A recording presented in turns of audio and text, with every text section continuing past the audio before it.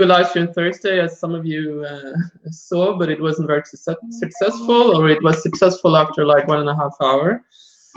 So we decided to do it again today to be a bit more prepared and a bit more structured.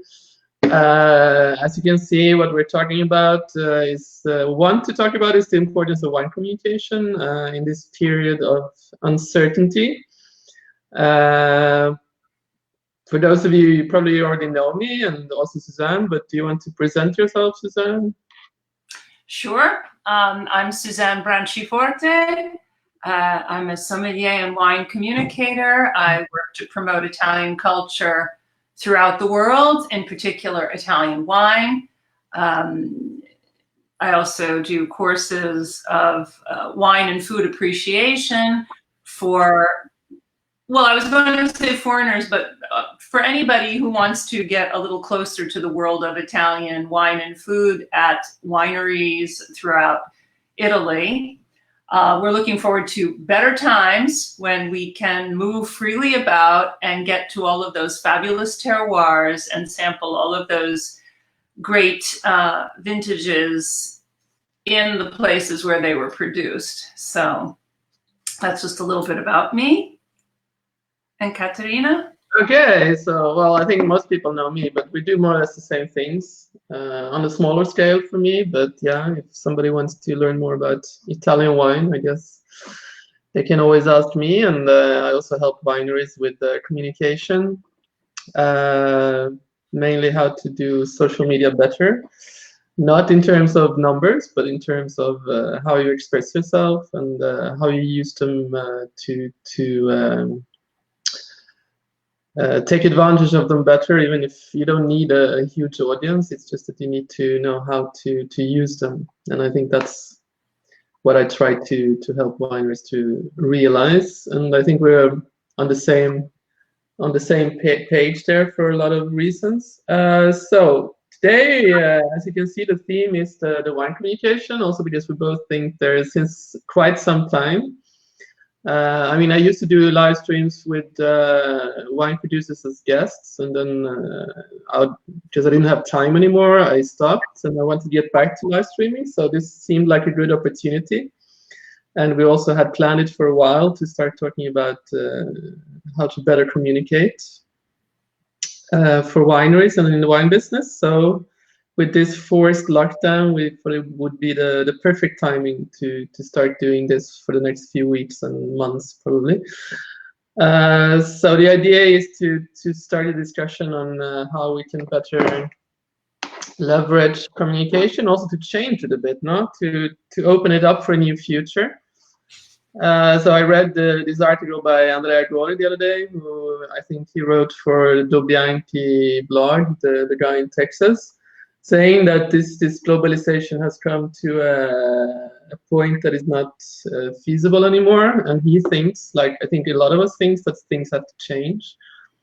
And we have to find new ways, which could also be even more positive ways of communicating, but also how to sell wine, how to wineries to interact with their customers, their fans, their friends, their guests who are also visiting them, and a bit leave the old-fashioned way behind. No, not that everything old-fashioned is bad, but to try and better incorporate the new ways of communication, which is out there for quite some while, but not really used to its full potential. What do you think? I think that you're hitting upon a bunch of points that we had been discussing, and it's very uncanny how we had been discussing doing our live stream to talk about quality communication, and then we went into this lockdown mode, which is, you know, thank you for keeping your distance, Katerina. I guess we've got, what, 300 kilometers between us at this point? Yes. No chance of contagion here. No. I think what is going on today in Italy and throughout the world is driving home some very interesting essential points, which were the points that we also wanted to make, which is quality over quantity, getting to your essential point. You know, we're bombarded by information right now. We've always been bombarded by information, but we're more aware of it right now. So it's like, get to the point, go to your values, communicate what it is that you need to say to this audience. I think that what is essential, you know, expressing your identity, your brand, your message has to be the key, right? The driving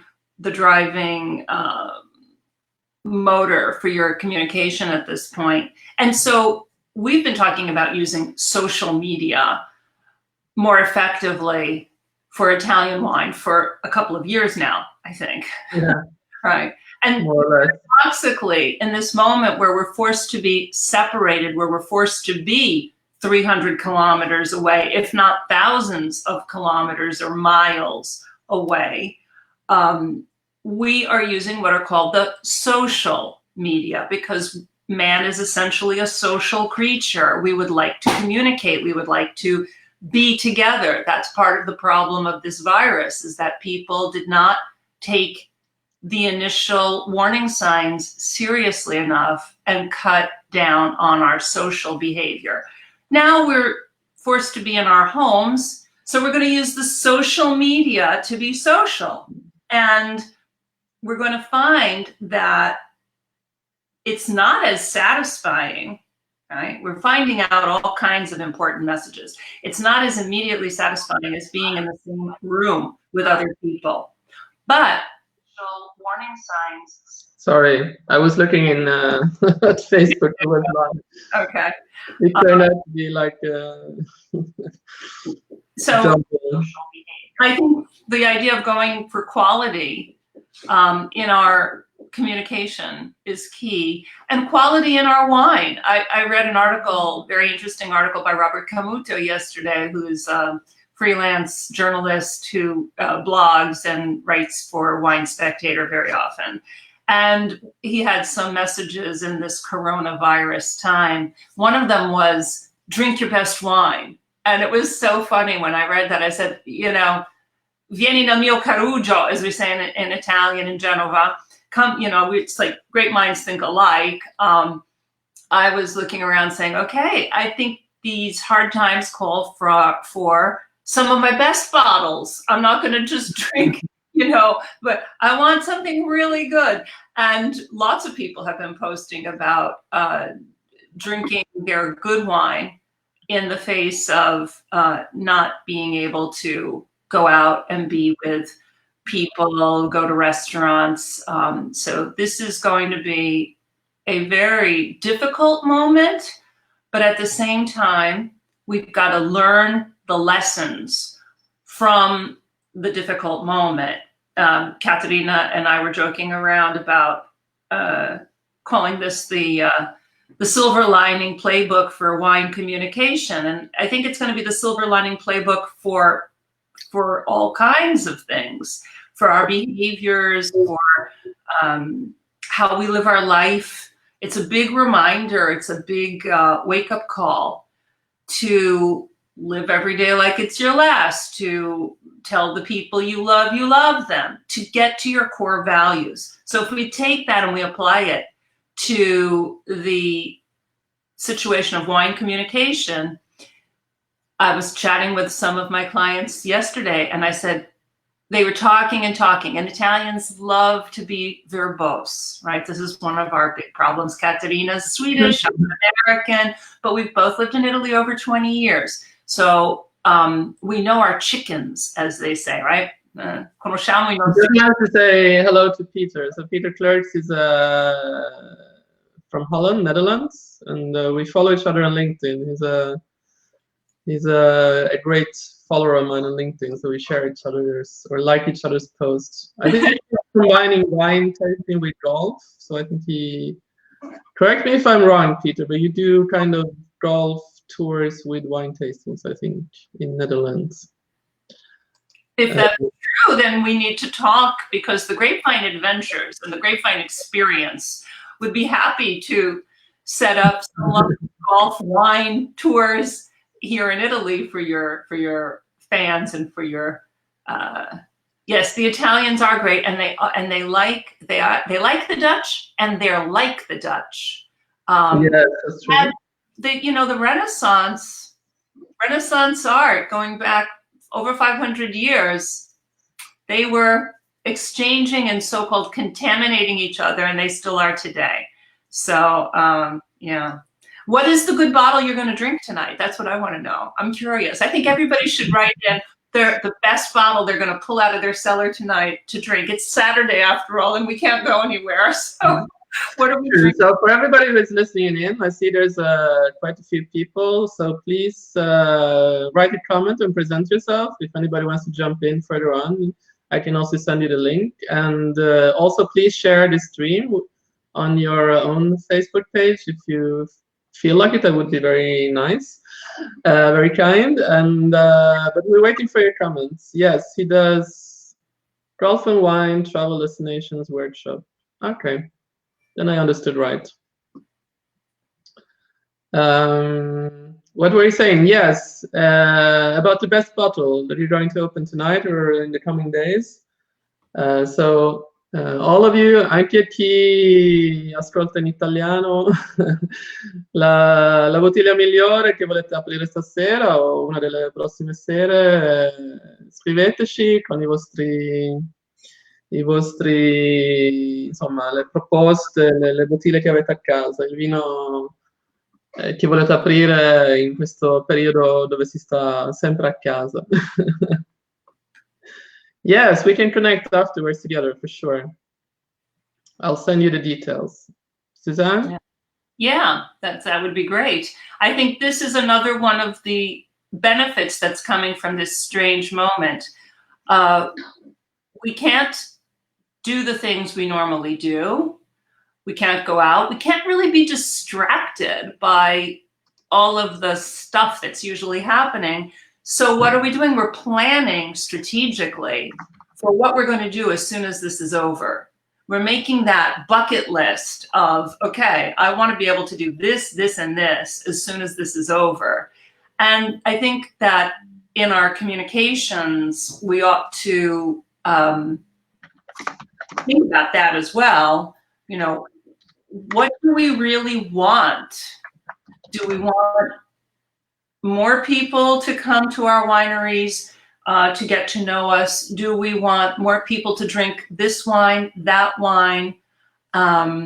Do we want, the values? What are our core values? Do we want, we want them to know about us? That we're a family, or I think Italy is giving a great demonstration of the idea of family and how this country works. 80 to 85% of all Italian business is family run. This is an economy that offers a unique model to the world because for being such a large industrial nation, it is a nation that's based on the small and medium-sized business, okay?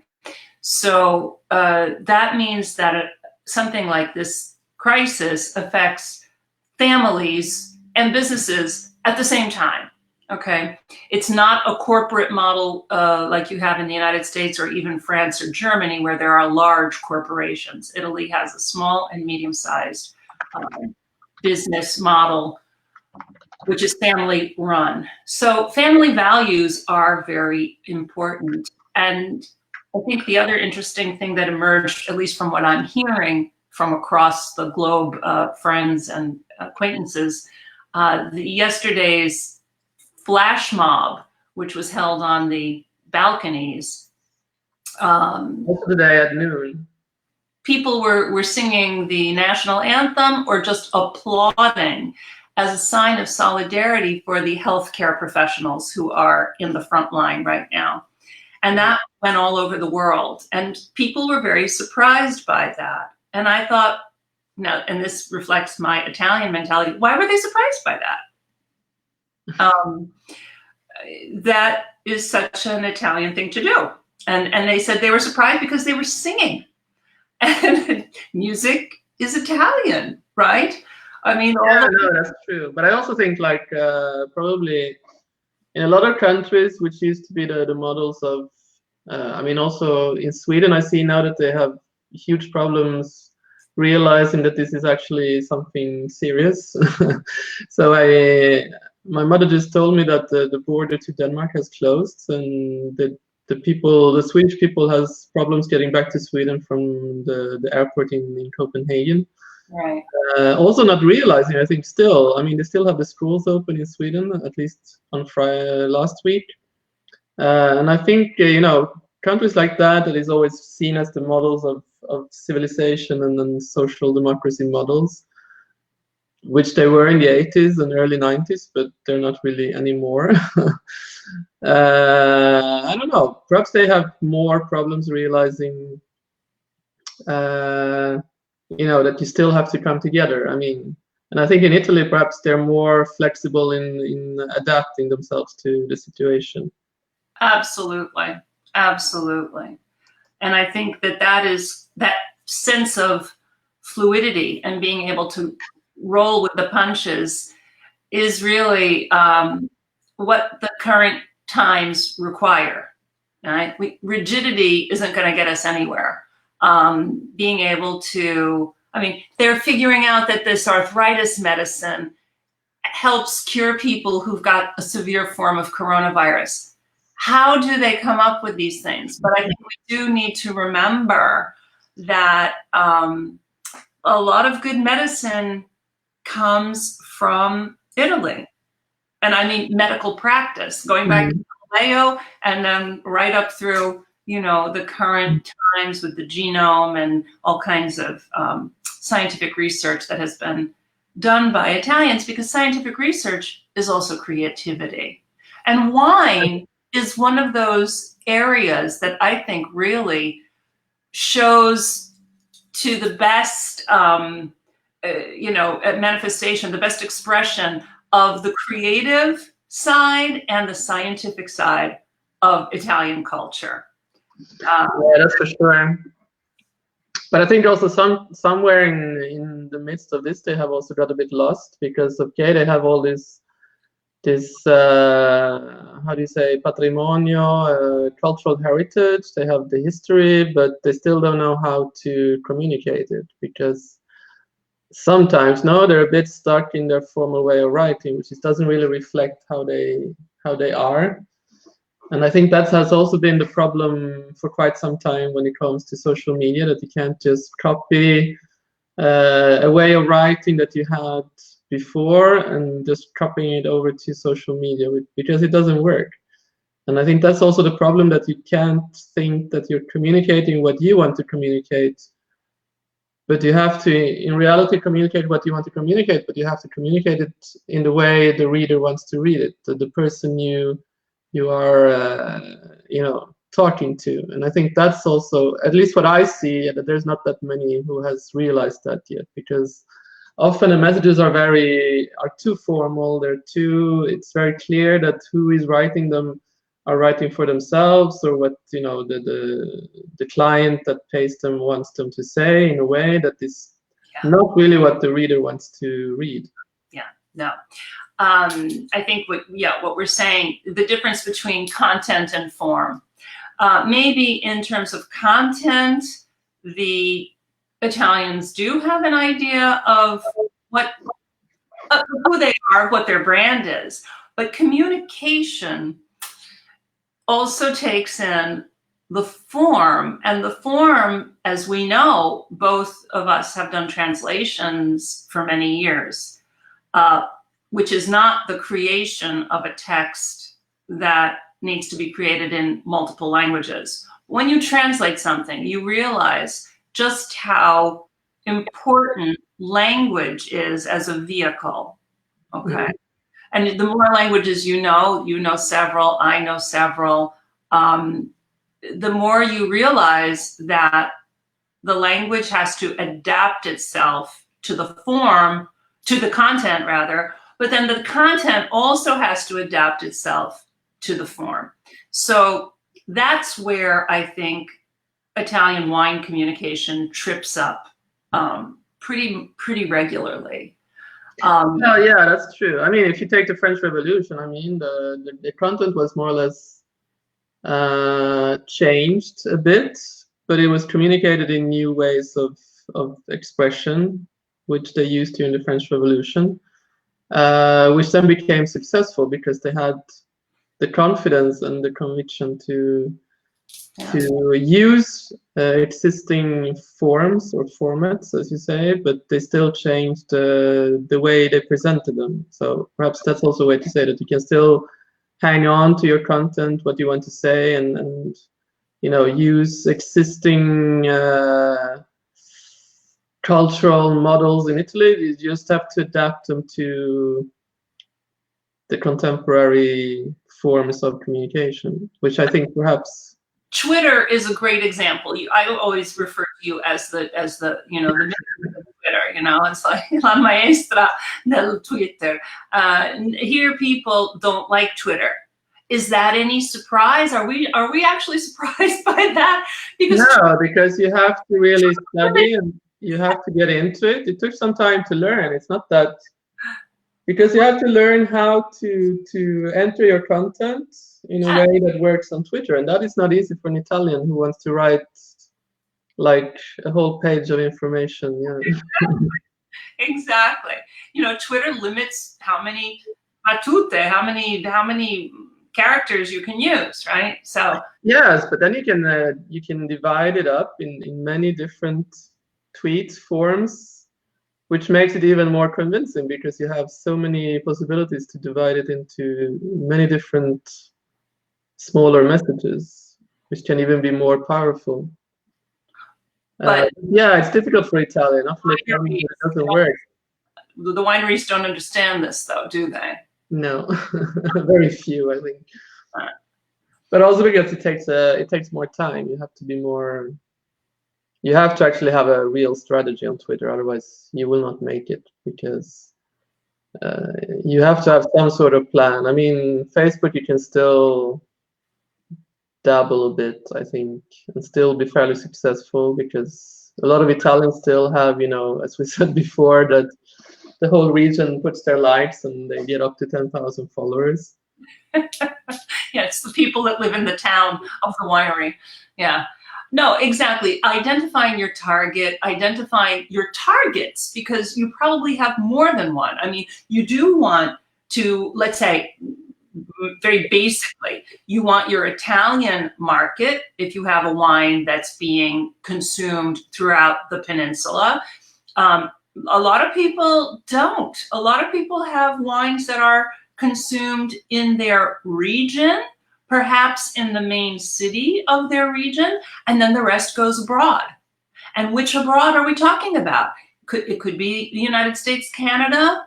It could be Northern Europe, Germany. It could be China or Russia. Okay, so we have a language problem. Mostly everybody uses English, but you and I both know, Katerina, that the level of English is, you know, questionable. Okay, so what does that mean? That means that we can't use the sophisticated English. We can't use the English that we're going to use when we go give a lecture at Oxford or Harvard. We're going to use a language that is simple, basic, the so-called international English that everybody speaks, which means cutting out a lot of fun expressions or even jokes, because very often people don't get jokes.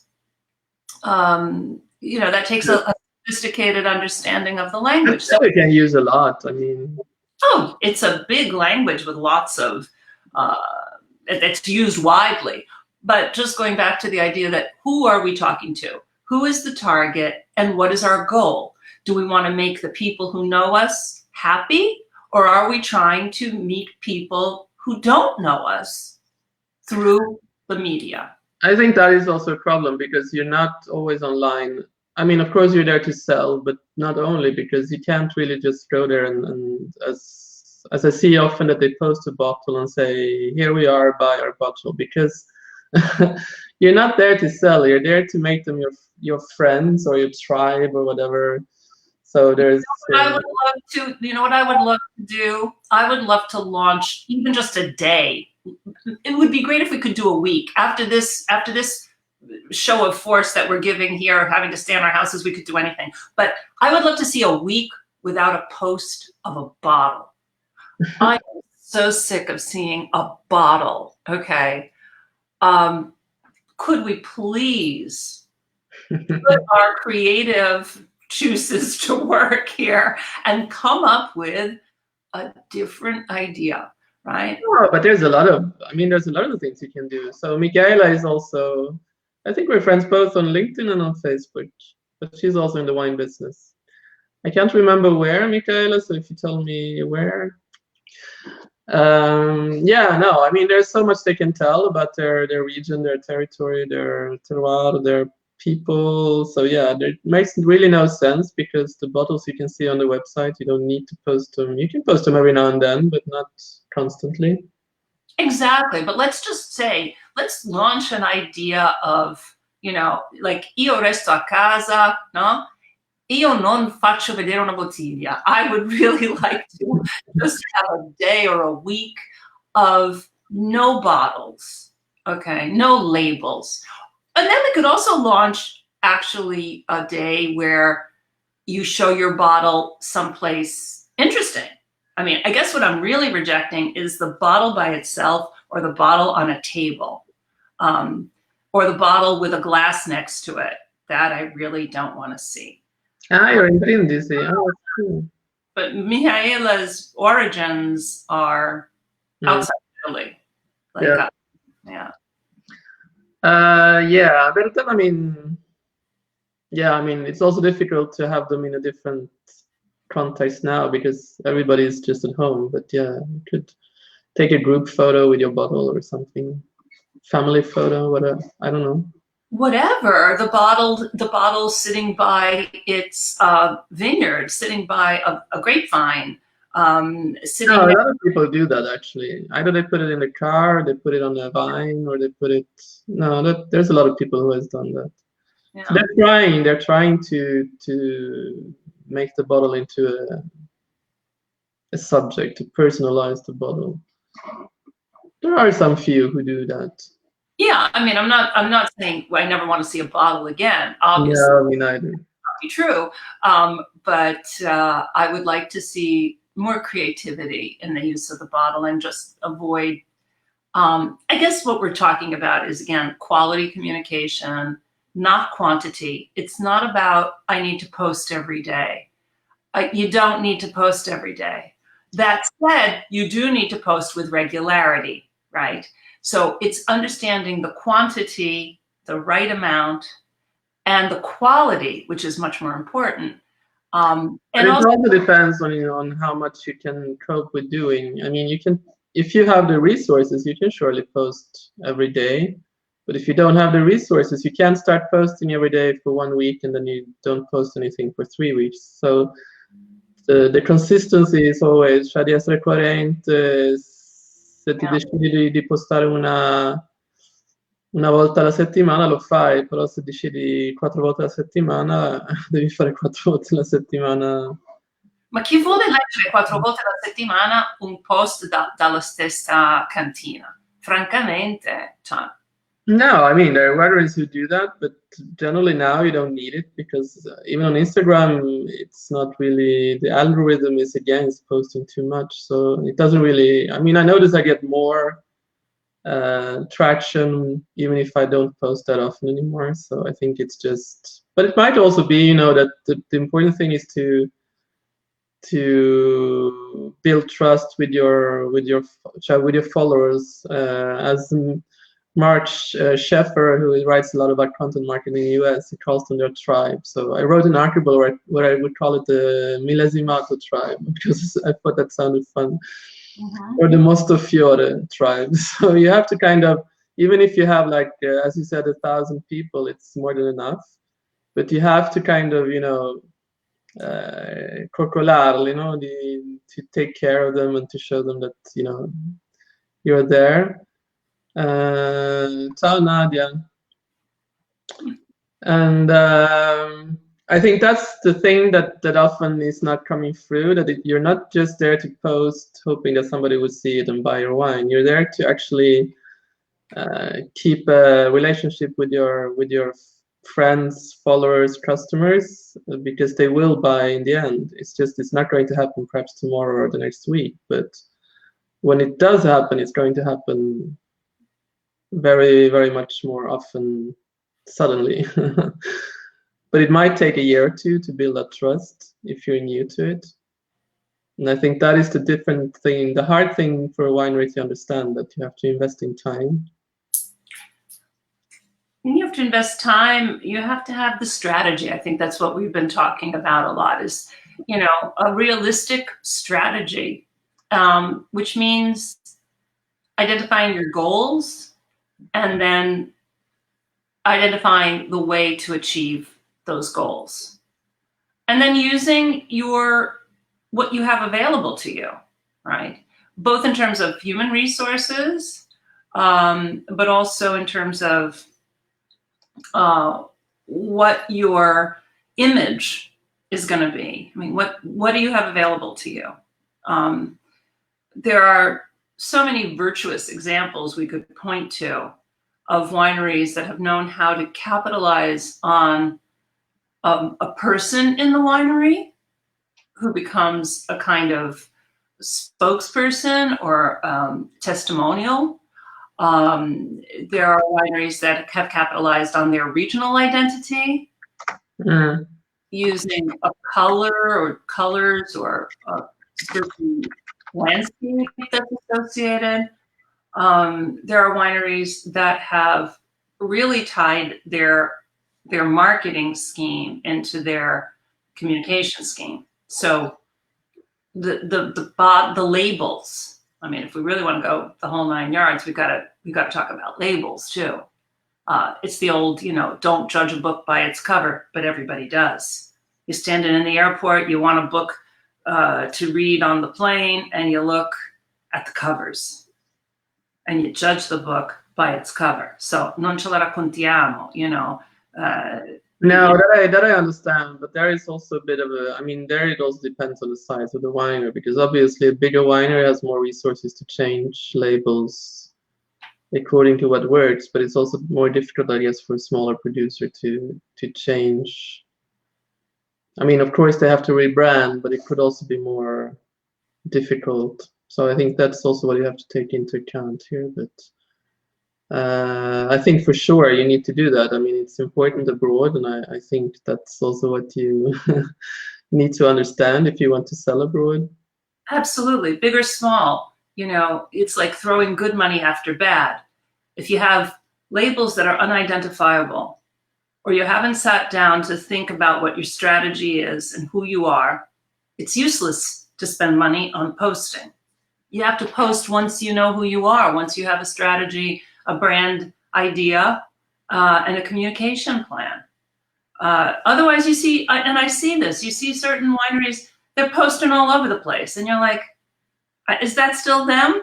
You know, because they don't look the same from post to post, right? No, that's true. But I think also to help smaller wineries, because obviously the bigger wineries have an advantage here because they have higher resources to spend. But I think for smaller wineries, it could also be an idea to realize that you don't have to think that you have to invest in big PR firms in Milan or Rome or whatever. But there are very good freelancing communicators out there who could help you also to just teach you how to do it. And I think that could also be a way to do it in a way that you can afford. But then you also have to be convinced that you want to do it, because a lot of wineries want help, but they don't want to spend for it. So. Well, again, it's interesting how wineries spend their money or where they spend their money.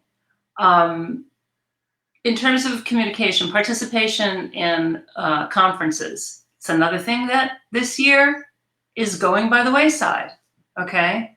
the budgets for Pro Wine, the budgets for WinesOfItaly.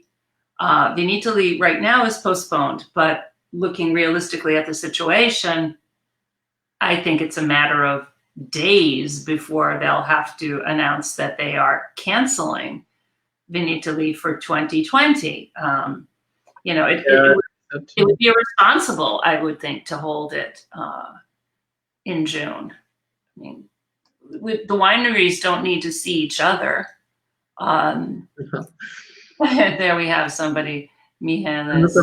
I don't know this wine. How is it? I've never tasted the Manzoni Bianco. The Manzoni Bianco is... no, I mean, and I think video is a very good tool here. It could be a great solution, but also, as we said the other day, you have to know how to use it and just not only start trying to sell immediately, thinking like I get on a video up and I say, you know, come and buy my wines, because it's not going to happen from one day to the next that people are going to start buying your wines just because you put up a video about it. At least I don't think so. You have to have also there some plan behind. Why? How are you doing it? Why are you doing it? I mean, why? Yes, because you want to sell, but how are you going to convince the people to buy from you online? Well, a lot of buying is going to go online right now. Okay. No, that's for sure. But I think also there you have to have a bit of more sensitivity to how you present it. So, because I see that a lot of people now just transfer their normal messages from the e-commerce to saying like, you know, buy wine now when you're home. And I can understand that, but at the same time, I'm not sure if it will be that effective for everyone. Okay, here comes a long message. Yes, Nadia. Oh, very important. A member of the winery team and not a marketing professional or social media professional. Absolutely. The wineries are family. The idea of, again, resources, all right? The resources are not unlimited. Where do you spend your money? Often people will spend money on going to La Sagra del Paese. I mean, they'll go to these little regional fairs that are organized by some Camera di Commercio or some other organization that they feel they must honor and go to, but they're spending money on that, and they won't spend money on a professional communicator who can help them identify the strategy and then use their resources in a better way. But I think that will change now, because also the last few years there has been more and more events also nationally. I don't say only locally, but nationally, and I see that many wineries seem to think they have to be everywhere, so they have to do all these events to sell. Instead of investing a bit more in how you present your image online and be more efficient there, I think it would cost less than spending all this money in trips, travel, fees for all these events that are not cheap. In the end, I think you would have paid a whole year of, even 2 years of a freelance person who could help you with a strategy and get the same results. Then you could choose like 1 or 2 events to attend. Because I think it's also crazy to do all this traveling. I mean, of course, after this period here, it's going to be clear we can't just, you know, travel nonstop all the time. I think this coronavirus is going to really radically change how we conduct business in the wine world. With Pro Wine and WinesOfItaly, I mean, WinesOfItaly hasn't been canceled, but it probably will be, not happening.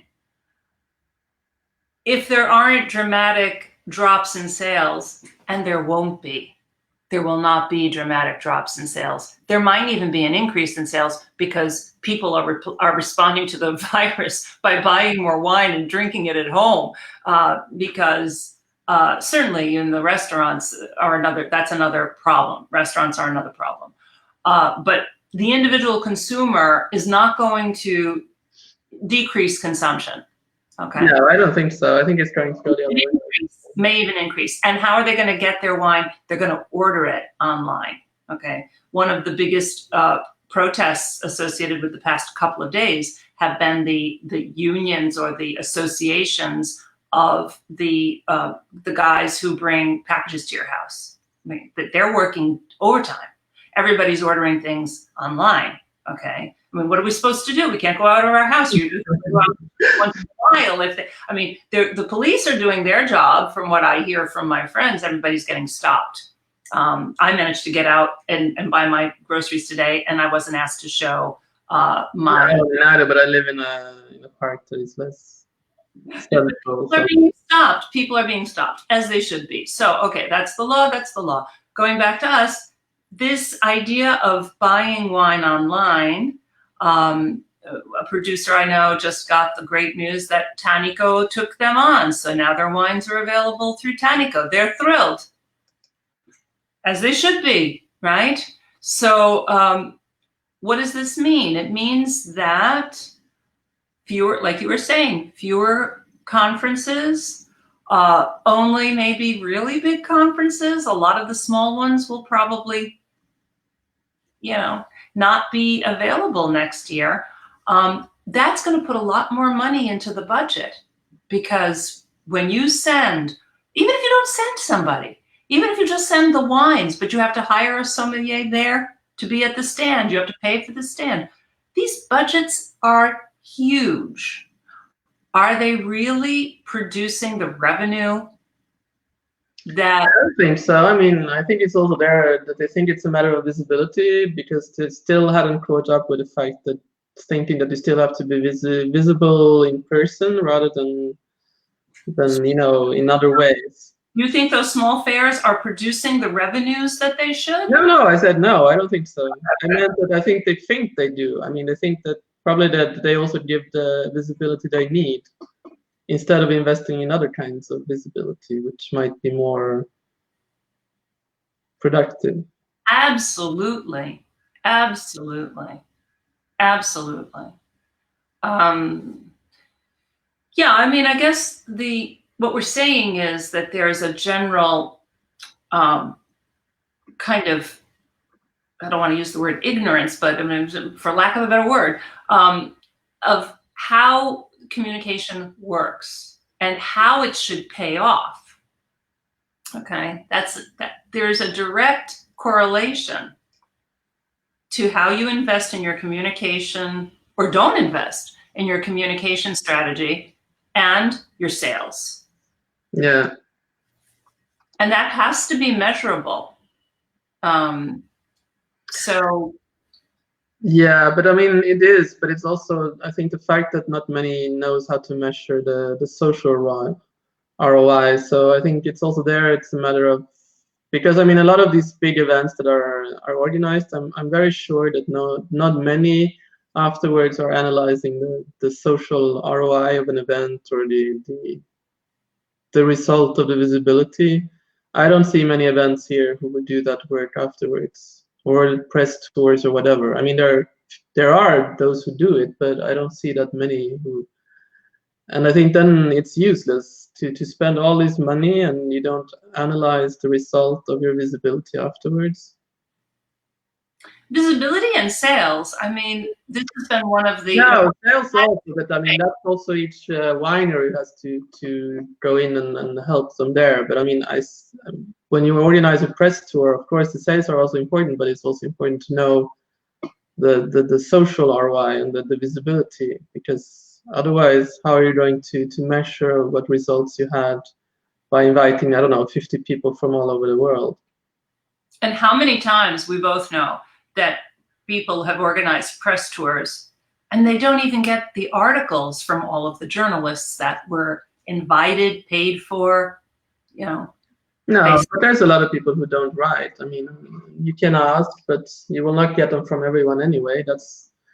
But if you can get them from 70%, it's already good. I mean. Oh, that would be fantastic. The 70% would be fantastic. It's like around 40 generally of people who write. But if you get it up to yeah 60, 70 or 50, 60, 70, it would be good. And then there are journalists who get, you know, a reputation of coming to things and not writing about them, you know, and that needs to be, that's information that needs to be shared. I think that that is something that is highly unprofessional, and when journalists are unprofessional, that information needs to be shared. You know, it's my opinion. It's like people who go to conferences. Also, I mean, there is also a bit events themselves, because they have to put in clear what they want before, and there's not that many press tour organizers or event organizers who put in clear context what they want before they invite them. Yeah, I can say that because out of our own experience, there are not that many who define their expectation. That's another problem. That's, so if you don't define your expectation in clear format, you can't say anything afterwards because you didn't really ask for it. Yeah. Yeah. Well, I mean, I think it's well known that if you're invited to an event and you're a journalist, you're expected to write something afterwards. I mean, well, it's not everyone who would. They would think they might also think in this area of social media that they would do a lot of posting while they're there. That is also a form of writing, in the form of visibility. Sure, sure. But posting is fine as well. How many times do you go to an event and you can't find the hashtag? You know? No, that's also true. Program, you're like, where's the hashtag for this thing? You know, yeah. So. Yeah, that is true. That is true.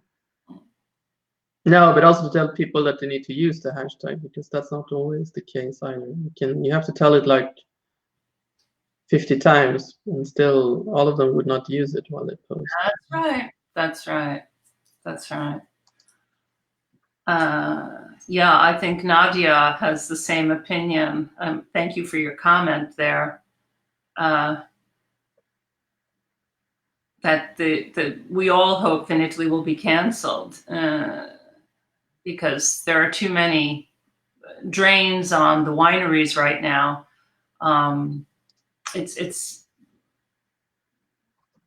Yeah, that comment I think is extremely important. And the business models need to change. In what way, Peter? I'm interested to hear what you mean by that. Well, it might mean a bit what we have been discussing. We're still discussing that you have to kind of change focus in how you. I don't know. Let's see what he says. Yeah.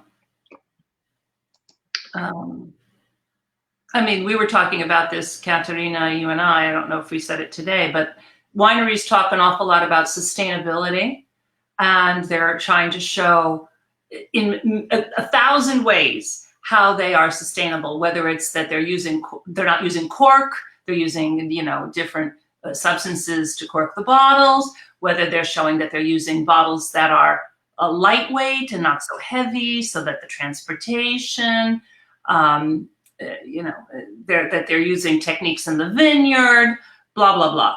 Well, it's not sustainable to go to wine events every weekend for 5 months. It's not sustainable. Taking planes, taking cars, all of these people going to what? To, you know, once again, say the same thing, giving away tons of bottles of wine for what public? Who is there?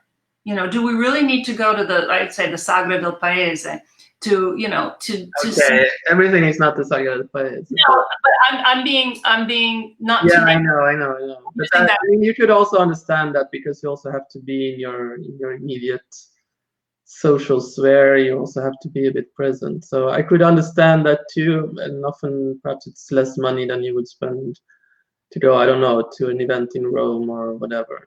Does every denomination, I'll open it up, and I'm going to go out on a limb here. Does every denomination have to have an anteprima? Well, I don't think they have. I think it's mostly Amarone, Piemonte, Tuscany, and Umbria. The rest don't have that much. Well, Campania now has the thing in May. Premier, I mean, they've done that for years. No, Imprimeur had the other year. Pardon? Imprimeur had, I think they had it even last year. I saw. Yeah, they've been doing it for years. They've been doing it for years, Cicely. Years and years. Yeah. Do we need all that? No, I don't know. I mean, it's a way to to showcase. Yeah, we can talk about that. Yeah. Another time. It Sure. was too long today anyway. So. So if we focus more, we had some other things we wanted to also discuss today. So we went through how to change the communication, the way of thinking, the mindset, what can be important, how a winery could move their focus from events to more on investing in other things. That could be wine communication strategies, how to link it to sales, how to think more about how they want to present themselves to an audience and to know your audience. What else did we want to say today? Just to kind of line it up a bit so we don't get too... Well, I think in this time of coronavirus, one of the things that the wineries are trying to communicate, and I've seen some very virtuous examples, are the messages of hope and positivity and looking beyond. Yeah, for sure. That's an important message to get across, that this is a moment.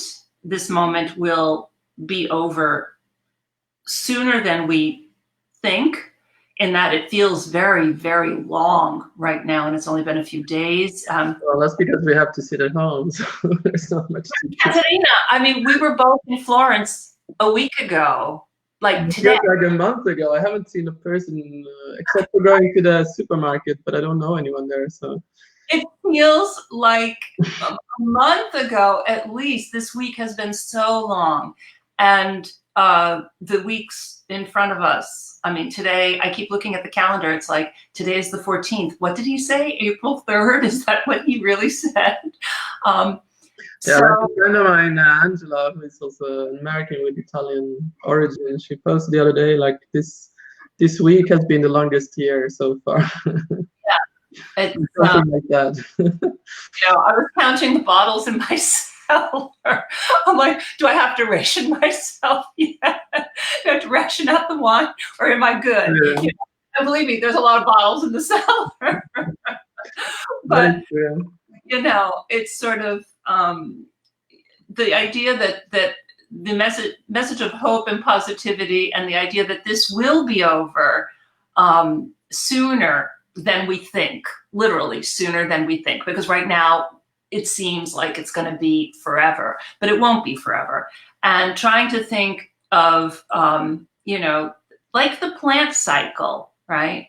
The plant cycle, the vines are all kind of, I saw them last week in Tuscany when I was walking through the vineyards just a week ago. Actually a week ago tomorrow, and it seems like so long ago. They were resting. I'm like, look at how cute they are. They're sleeping still, right? They're resting. And maybe we need to be like that. Just be like, okay, we'll sleep a little bit more. Sleep is really good for your health, actually. It's all my mother just sent me a message because I was like, oh, don't go out, don't go out. And she was like, well, we had this like in 59, we had it, I don't know. When she said something other in the late 60s, it's just that now people are traveling more, so it's more bothersome. But it was the same thing. It was the same effect, and that we had to be more careful for a period. So we'll sleep more. We'll sleep. Sleep is right up there with vitamin C. Well, I think a lot because I don't know. Like after a while, it's like, so what should I do tonight? Well, I don't know. I'm sitting home, reading, looking at the computer, watching films. Chatting with people. It feels like you're on the phone really a lot. And until yesterday, like last week, people did not really phone that much because everything was like, WhatsApp messages. And now suddenly people want to have a real phone call. Yep. I've gotten so many messages today. can we talk later? I'm like, no, I'm doing live stream. Watch the live stream and then we'll talk after that. Yeah. But, you know. No, but it's a great way. I mean, I think, so we're going to do it once a week now, I think on Thursdays. Mm-hmm. I also have some potential guests coming up to be with us. Great. If it now when the whole world are almost entering into coronavirus lockdown too, it's going to be perhaps easier to get these very busy people to come in and jump in for a while. Another positive side effect of coronavirus. And it's very, very nice because some of these people that have helped me a lot, and they have actually written to me from all over the world. So that's actually very touching, I would say, thinking what is going on. Absolutely. And, so it's also the positive side of being, using social media. It's not all about just, talking about what you've been eating and I don't know what you do where you go to bed and stuff like that, but it's also a way to keep a community. We have so many different communities, right? I mean, we have very often we have different profiles even on Facebook or other social platforms where we create a community based on that aspect of our life. And that is a very positive side effect of all of this. Again, going back to the social media, I mean, we say those words without thinking about it, right? But it is a way to be social, and we just have to really be thankful that we have these media available to us. Can you imagine what it would be to have to live through something without? Okay, so recognizing the values of the value of having the instrument and then using it effectively. I think also there is to comment upon like some of the other of these social media people that kind of has helped me to understand all this better. It's like that you have to see social media not as a tool to just waste time, but also as a tool to be human. So social media means also to be human. So you have to be human online. And if you start to humanize also your brand, that's when you see results. But if you kind of don't understand that connection, it's also then when you get problems because you don't know how to leverage it in the right way. We were talking about this the other day, that, too glossy is not good, right? Too fake. I mean, if we see another drone shot, boom, I'm not a bird. It's a bird, it's a plane. No, it's a drone taking photos of your winery. No, basta, we would like to see people, and especially in...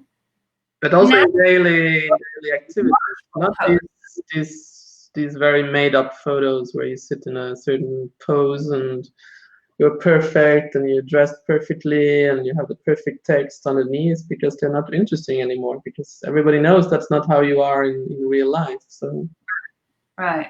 I mean, and there are some very famous people in the wine world who put it out there, just what they're doing and what they're eating, and it's like, frankly, I'm a bad photographer, but their photos are worse than mine. They're just like, hey, this is what I'm eating. And it makes you feel like you know them, okay, which is what people want. People want to know other people. That's human nature. Thank God. We're a social creature. Man, woman, humankind, however we're supposed to be politically correct about that. We want to be together, right? That's also what will sell in the end, since you are the good one with the business side here, but that's also what will actually sell in the end, because when they know, like, and trust you, they're going to buy, but you're not going to buy before that. So absolutely. It's useless to talk about selling. Well, you can have it, of course, it's the end goal, but it's useless to talk about it straight away in the beginning, because you can't just go out and do all your sales posting directly, because nobody is going to believe in you then, because then they only think that you want to. It's like making friends. You don't become best friends in a minute.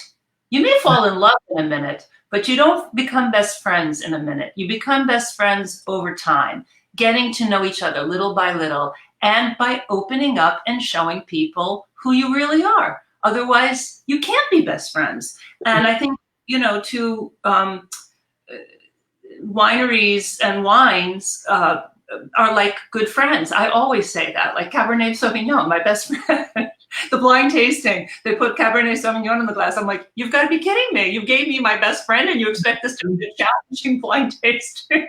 So we want people to understand that. We want the wineries and the winemakers to understand that. But that, yes, this idea of being social and being human. Today, another little positive side effect of coronavirus, walking to the supermarket, which is maybe, I don't know, 100 yards from my house, passing people at the safety distance of, right, at least a meter. You'd see another person and we both, you know, instead of coming like this, people would start to take their distance. But everybody, through their mask, said hello. Everybody said buongiorno. We were starting to lose buongiorno as we go by. Italians always said hello to strangers as they passed on the street. But we started losing that recently meaning 5 years or more. And now, all of a sudden today, everyone was speaking to one another again, simply because we couldn't, right? Because well, I didn't see that here, but I agree with you. No, not yet. But probably it would come. But I only had one this week, so the funny thing I noticed was like you felt like in a Jean le Carré spy novel, because you know when someone comes too close in front of you, you have to stop and then you have to continue to walk behind them. It feels like I was only lacking the newspaper to put up to hide my face that I was following them, or that you had to kind of jump out to the other side of the street to not be too close, because of course there's all the old people who try to be in your face anyway. Did you see a lot of people with masks or not so many? Half, not everyone. I mean, I don't have it, but I have one, but I'm not using it. I'm not sick, and there's no sense in wasting a good mask. I also feel it's a bit. I mean, you get more worried if you see someone with a mask, because then I was like, "Shit, is this person sick?" I don't want to be too close. I mean, I've traveled to Asia for many, many years, and in Asia, the custom is the sick person wears the mask. So in fact, every time you're in an airport and you see somebody with a mask, you kind of take your distance, because that's the custom. Yeah, a mask is just like our little icon on the phone. The person with the mask is the sick person. Yeah, no, there were lots of people out with masks today. I think it's taking. No, I've seen more also on social media that they put photos of their masks, but I think it was half. Yeah. You didn't introduce yourself. Sorry, I forgot to put your comment. She's from Sicily, Palermo. She lives in Friuli. Oh, wonderful. Oh, that's cool that you invite them to our discussion. Yeah, it's true with the boring videos and pictures. Absolutely. Oh, great. Okay. People there, yeah. Hello, Lara and Hotel. Hello, Paolo. I don't think I know Lara. Can't remember. Anyway, so to present us again, io sono Caterina, che insomma faccio questi live stream da tanti anni. I do these live streams since many years. And Suzanne, together with her, we collaborate since a couple of years, I think, or we have plans to collaborate. Yeah. And, we thought this was the right moment to. So I'm Grapevine Adventures, and she's Grapevine Experience. So we both write about wine. I travel more lately or have been traveling, which will probably be much less in the future, to write about wine and to write about Italian wine above all. Yeah, I think one of the things we want to do in the future, when it will be possible again, is to, instead of holding a live stream, which will be lovely for the time being, actually hold a weekend class, a weekend workshop, for wine communicators in a winery, and there learn more about how to exploit the instruments that are available to us, in particular Twitter, which is highly underutilized. You know, Instagram stories, Facebook, people are using more or less effectively. They're using them. Let's just say they're using them. They may not be using them properly. Maybe they're not using them to the maximum potential of those instruments. And Twitter, I think Katerina would have a lot to share. Yeah. I'm a Twitter maniac. Twitter because I don't understand it. That's usually what I hear. You know, I say, why don't you use Twitter? Oh, I don't use Twitter because I don't understand it. It's like, okay, I can introduce you to the lady who can teach it to you, but it's going to cost you. I mean, this is another thing. Understanding that knowledge has a price, okay? And I'm not saying this because I went to Harvard. I did, but knowledge has a price. And it's kind of unfortunate that in Italy, or even in Europe, I might say, for a long time, people did not understand the value of education, the value, the monetary value. And I always say, you get what you pay for. And if Harvard costs so much, it's because you get so much. I mean, and it's not open to the people who can afford it. It's open to the people who are smart enough to go there. And then they find a way to be able to pay for that. That's true, but that's also a bit in Europe. I mean, if you go the whole way, I mean, I also did my PhD in this European Union Research Institute, which is only accepted by applying to each member state. I mean, the member state you're from. So I applied to Sweden, and they sent me to which is actually close to Fiesole here, and of course it's expensive. It takes time, and you do a completely different doctorate, and also in Italy, I think the doctorate, when I started in 1998, my doctorate here, it was just recently that people in Italy started to do PhDs, because it was still not very really known what it meant or what it was for. I don't know when the PhD came in. I would think it's even after 2000, if I'm not mistaken. I don't think the PhD. No, because in that period was still this kind of conflict between who was professors who had normal laureates, people who had PhDs, but I don't know if you could do it. Perhaps I don't think it was common practice. Well, and now there are a proliferation of courses that cost a lot of money, from the Bocconi, but even University of Bologna has a master's that costs 20,000 euros, to not mention the Sole 24 Ore school that has masters in all kinds of specialized areas, including wine sales and wine communication, right? And people are now learning to spend money to learn how to do things.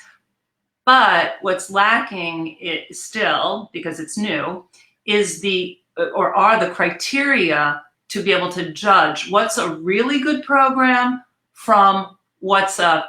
That's what we're going to say, because there's a lot of courses taught by people who actually don't know that. I mean, they wouldn't know much more than, I mean, they're probably knowledgeable in some areas, but they're not knowledgeable to take all those money to teach people how to do things that they don't really know that well themselves. And then I'm like, it's also like, you see a lot of people here who teach certain things also related to social media. And sometimes it's not because I like people from, I don't know, from Britain, US, or Australia, but it's like I always advise, if you know English or if you know another language, go and study it somewhere else, because you're going to learn more from the source, and you're going to get more the latest trends, because often I see that it's later here, at least until a year ago, a couple of years ago, it was much later here, and they were just reproducing, of course, what had been said somewhere else like 2 years before. And then it was already late. And maybe 5 to 10 years before, yeah. Yeah, no, but with social media, 2 years is like 15 years. Yeah, it's true. I know that sometimes it's again like this coronavirus thing, not being able to conceive of time. There are moments when you say, when was that? And you think back and it's like, my God, I didn't have Instagram then. I wasn't, that's only been this much time, when you think of, how fast things have evolved, and they will continue to evolve. I mean, I don't say these things because I'm against people in Italy teaching these things, because I realize, of course, you also need people who teach it in Italian. I just say, if you want to do it really, really well, and you want to do it on a high level, if you have a PR agency, you can't just use people who only knows how to do Facebook. Yeah. And I've had people who asked me how to use Twitter and Instagram, because the person who did their social media only knew about Facebook. And I've had people who asked me, and I kind of talked about Twitter, saying how I think we should do it, and they laughed at me in my face. And this was a person from Milan who worked. So I mean, I'm just saying, I'm not saying it to be kind of anti-Italian, because I'm not, but I just say that sometimes you also have to realize your weaknesses. Well, and this is why I was making the analogy between choosing educational programs and choosing, let's say, a PR person or a communications person. It's new here, so they don't have the understanding of how to rate or how to evaluate the person who is performing that service, whether it's a school or whether it is a communicator, because these are intellectual property. Okay, they're intellectual pursuits. And unfortunately, I mean, I've been an educator. I was a college professor, as you know. I'm still a college professor for many, many years. And trying to explain to people, I would use this analogy. I would say, it's kind of like buying shoes, because that's something that in Italy everybody knows how to do. It's like buying shoes. When you go to Bada, I'm not saying you never go to Bada. You might go to Bada to get a pair of shoes that you're going to wear once or twice, or you need to use on a hike, or you're going to, or going to Ferragamo, right? If you go to Ferragamo, you're going to have the shoes for the rest of your life. I mean, I thought you will have them for the rest of your life, and they'll probably be in fashion for the rest of your life, because it's a very classic style, okay? So when you pay 500 euros for a pair of shoes at Ferragamo, you've made an investment. When you spend 25 or 30 euros at Bada, you've also made an investment, but you're going to throw those things away, 6 months from now. Both are legitimate. Depends on what you want. And it depends on what you're doing. So, it's the same discussion with education. It's the same discussion with yours. Well, yeah, but I still think, I mean, I also taught at university for some time, but I also think it also depends on countries. I mean, you don't have to spend a huge amount of money always for getting a good course or a good education. I think that's also what you need to understand. At least in Europe, you can get good courses without having to spend loads of money. And I think there is also the way to understand which are good and which are not good. It's not always the ones that cost a shitload of money that are the best. Well, look at England. Right. A lot of Europeans are sending their children to England. Why? They've been at it longer. It costs much more than sending your child to an Italian university, but frankly, you get what you pay for. And the Oxford and Cambridge prices are higher than other schools. Yeah, but I think it also depends on the systems. I mean, this is a very American view of the world, I think. And I'm not saying this because I'm coming from a totally different way of society, and you can get really top level education without having to spend shitloads of money. In Sweden? Well, in Northern Europe, you can do that, of course, except for Britain. But I'm sure also in Britain you have ways to have an education without paying shitloads of money. Well, you don't have to pay. I mean, in all of these countries, Britain, the United States, I'm not saying you have to pay. I'm saying what it costs. Yes, but still, to always talk about the money. You don't have to pay it. I mean, the student who's qualified to go there doesn't pay out of his or her own pocket, but that's what it costs, because they're attracting the best people to be able to teach there.